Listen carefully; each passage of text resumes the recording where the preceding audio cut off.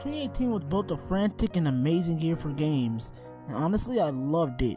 I feel like I played more games this year than I have any other year, and I haven't regret pre-ordering a game, so this year has been pretty good. And fighting games came back with a bang. Superhero games saying that they're good old back to what they used to be. Oh, and they said fuck you to microtransactions. And generally, classic games made a huge comeback. So today I want to talk about those games and my personal top 8 games. Now I can only think of 8 because honestly 10 is such a cliche number, but I pretty much want to do that. And yeah, thank you guys so much for watching. Don't forget to like before the video, and if there's anything I missed, please leave your list of your top 8 or 10 games. I don't mind, I want to read them. Yeah, so yeah, let's get into the video.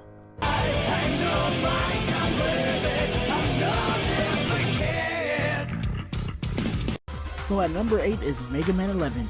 To be honest, I was hyped for Mega Man.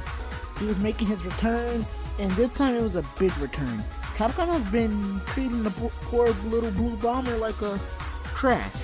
Like literal trash. He hasn't had a game in a while. So they just been giving him collections. Which when he finally gets his own game, I loved every minute of it. From the new unique mechanics to the music to even the new bosses, which I guess they weren't as hard as they used to be. I mean, you know, they actually wanted to beat the fucking game, but it's an easier Mega Man game, and it's kind of a pro and a con because despite it being easier, you can actually beat it, you can actually enjoy it, and learn new mechanics. So honestly, yeah, Mega Man deserves its number 8 spot on this list because I generally enjoyed it. I sadly didn't capture any footage because I kind of put this in as a last minute resort, but yeah, go check out Mega Man 11, guys. At number 7 is BlazBlue Cross Battle. This was a sleeper hit, bringing in most series I enjoyed. Persona, I love the arena games, and Persona 4 Golden is the reason I bought a Vita, despite me not liking the cat.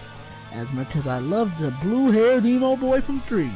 Ruby, well, I loved the series for a long time. Got into it before Volume 4 was announced, and shout out to my boy Wayne Light Hub and Rimna for actually getting me into those.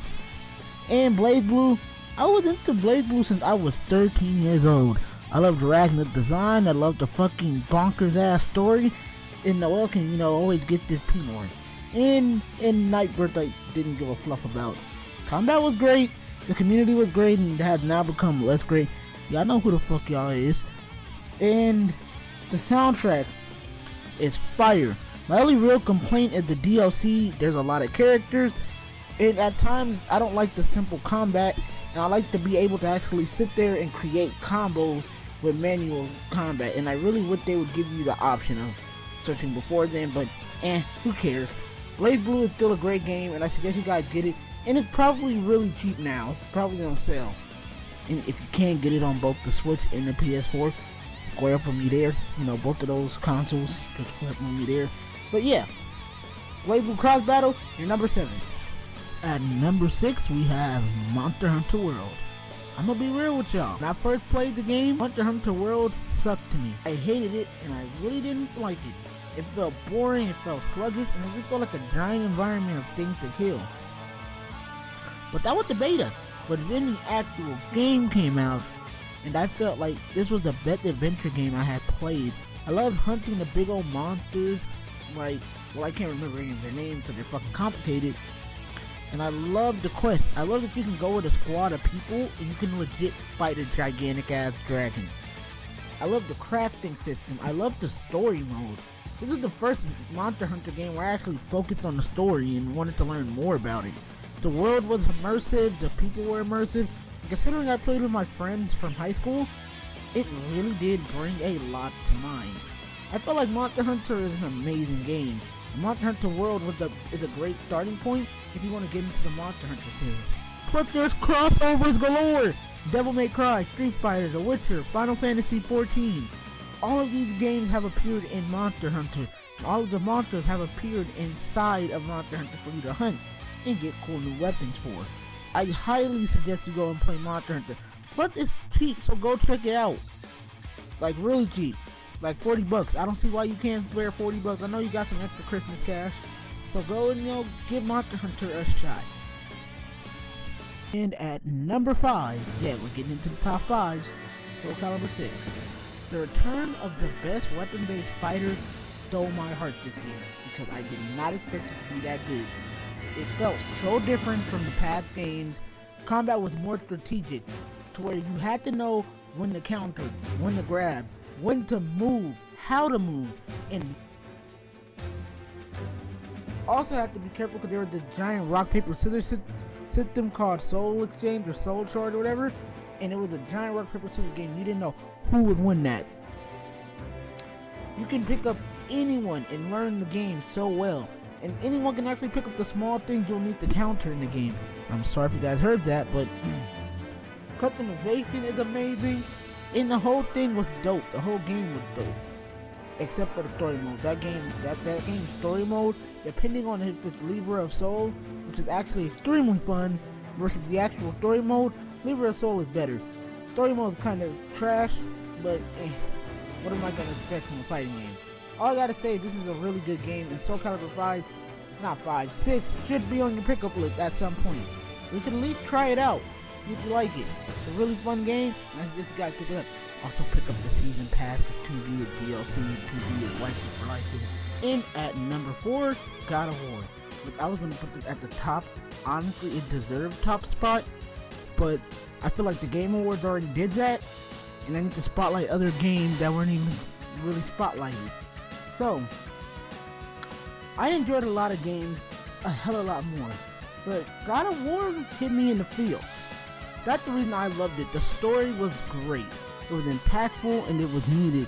And seeing Kratos and Atreus go through this journey, and seeing that, we see that Kratos' new goal isn't to destroy all the gods or any of that. It's to prove that he's different and to somehow, put his wife's ashes and commemorate them. I don't even think she was really his wife. I just think she was Atreus' mom. She was more of a lover.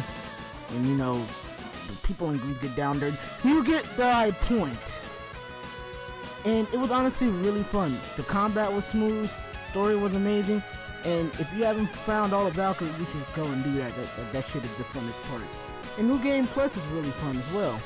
So yeah, I'm really giving it the God of War number 4 spot. But it's not a bad game. It just I enjoyed a few games other than God of War.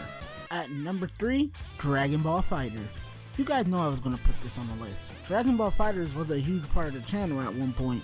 Heck, it was being covered majorly on the channel, and despite it going through some rough patches at the time of this recording with tournaments and licensing issues, there'll be a video up about that, but it was amazing. This game took the world by storm by its beautiful visuals, its fluent combat that didn't feel samey. It was not the Xenoverse, it was not Budokai, it was its own thing. It was an Arc System Works game, and it was essentially Marvel vs. Capcom Dragon Ball Edition, and it was so well done, and it looked so fucking beautiful. It looked like the manga popped out at you, not the anime, but it looked like a moving manga panels, and that was awesome. It's crazy yet fun story somehow worked, because we weren't expecting to see a new character as a new villain. It wasn't the same, oh well, let's play through the Dragon Ball story for the 1500th time. And not just that, how do they make even fucking losing look nice? The story worked, and plus after the disappointment of Marvel vs. Capcom, we needed Dragon Ball FighterZ, because Dragon Ball FighterZ was the Marvel vs. Capcom that should have been. All y'all gotta say is thank God for it, and hella Raptor's dope. I don't know what's gonna happen with the game, because the game's going through a pretty rough time at the moment of this recording, but either way, this deserved this number 3 spot. I enjoyed this game a hell of a lot more than I thought I would, and I'm glad that it got the recognition and love it deserved. At number 2, Spider-Man PS4. This really a surprise. Like seriously, you guys know how much of a Spider-Man fanboy I am. I've been doing videos on this man for a while. Hell, you guys saw my review on the game. This is the first ever gaming review I've done on the game on the channel. So it was a welcome addition to actually play this. The story was fantastic. I was hyping up the game since it was shown, and well, it was perfect from web swinging. Web swinging feels therapeutic, bro. Like, there's sometimes where I'm stressed out or I'm bored, and I just web swing, and it calms me down, man. There's also the combat, which is amazing, and you can be really creative with how you handle certain situations. Great boss fights, but you need a lot more. Like, the game did need some boss fights. And the puzzles, well, fuck the puzzles. And the costumes were beautiful. You saw the fucking fabric in this man's costume. You saw the fucking little by little fabric, or if it was an armor costume, you saw the shine and the steel of the suit. That is something unique. That is beautiful. I have never seen that in a Spider-Man game. Like, imagine how Venom would have looked in this game, but he's gonna probably be in the sequel, so yeah. Also, you know, you got the Piece of Time web costume, and overall it was a great game, and it was deservedly my number 2 spot. But what could be number 1? What can be even above that? What is number 1? And it's not what you're thinking, trust me, I know that. And that number 1 is Super Smash Bros. Ultimate! I know that was fucking corny, but despite my original thoughts being the game was overhyped, because of one trailer with Inkling, then I saw it at E3 when they finally said everyone was here. They didn't just mean everyone from Smash 4, they brought back the niggas from Brawl, from Melee, and they even brought back some people from the original Smash. We knew we were in for a great fucking game. And at first I was like, yeah, everyone's here, whatever, I'm not buying a Switch. Then I see Ken is announced in the final direct in World of Light trailer. I was like, I'm buying a Switch right now. That exact week I went to Walmart, purchased me Switch, got 2 games that were not related. Then eventually got the Smash. Then when I played it, the game was godly. I remember waiting until 9 o'clock that day. Finally I was allowed to play. I was playing with the boys, Varath and his brother and their homie KJ. And that was the best game ever. This game was so godly because not just did you have to unlock characters, it was cool that you got back to that old school era of gaming. And the thing is, the game was so great. Yeah, the game had its problems, like online is kind of trash, Bring Back For Glory, and World of Light kind of sucks.